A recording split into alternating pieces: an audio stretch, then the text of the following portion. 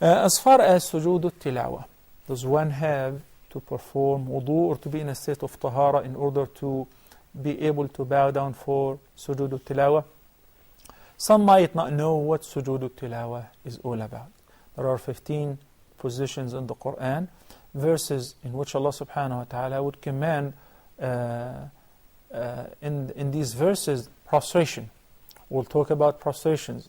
Sujood waqtarib, for instance, then one must comply, and according to the Jumhur, it is a sunnah. Sujud Al Tilawah, or prostrating oneself upon reading a verse which contains a command of sujood, or one of the 15, and according to another view, 16 positions of the Quran of sujood. According to the vast majority of the jurists or the fuqaha, it is sunnah, because the Prophet ﷺ sometimes made sujood and some other times did not. So in this case, it is not mandatory. According to Imam Abu Hanifa, of course, it is mandatory. The more right view that it is sunnah, because the Prophet ﷺ did not do it sometimes. Also, when one shall make Sujud Al Tilawah, if you read yourself a verse, or you pass by a verse which has a sajda, one of the 15 verses scattered throughout the Quran, or if the reciter, whether he is reciting outside the salah, or if he is an imam and reading in the salah, makes Sujud Al Tilawah upon reciting a verse of the verses of sajda, in this case, the audience should also prostrate themselves. But if one is listening to a Quran that's played on the radio, or a tape player, or MP3 player, and the reciter recites one of the verses of the Sujud Al Tilawah, he does not have to make Sujud Al Tilawah. It is not prescribed in this condition.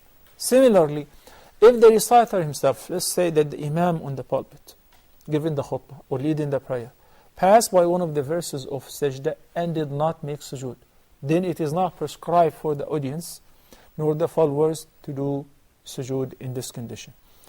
Is it required to be in a state of tahara? What's required for Sujud Al Tilawah is exactly what is required for the nafl prayer. So it requires complete tahara from the major and minor impurity. It requires facing the qibla, and it requires covering the awrah.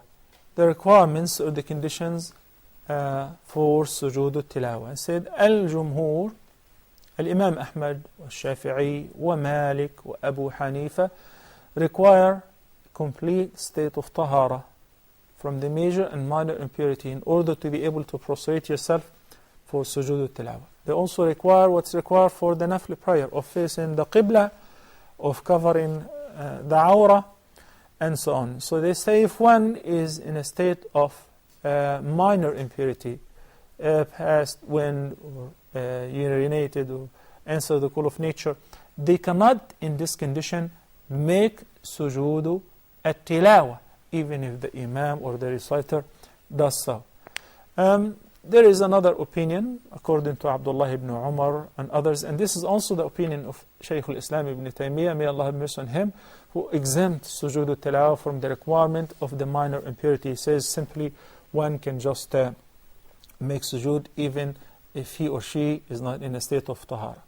And I believe, and Allah knows best, it is best to follow the opinion of the vast majority in this regard, that it requires a state of tahara, complete tahara, covering the awrah, etc. We also say what we say in Sujood Al-Salah, we say سجد وجهي للذي خلقه وصوره وشق له سمعه وبصره تبارك الله أحسن الخالقين. This invocation and the rest of other invocations which we normally repeat, you can find them available in the beautiful booklet of the Fortress of the Muslim. You can memorize them from there. It has the translation to English, to Urdu, to many other languages, and also the transliteration where you can read the Arabic and Latin letters. May Allah subhanahu wa ta'ala accept.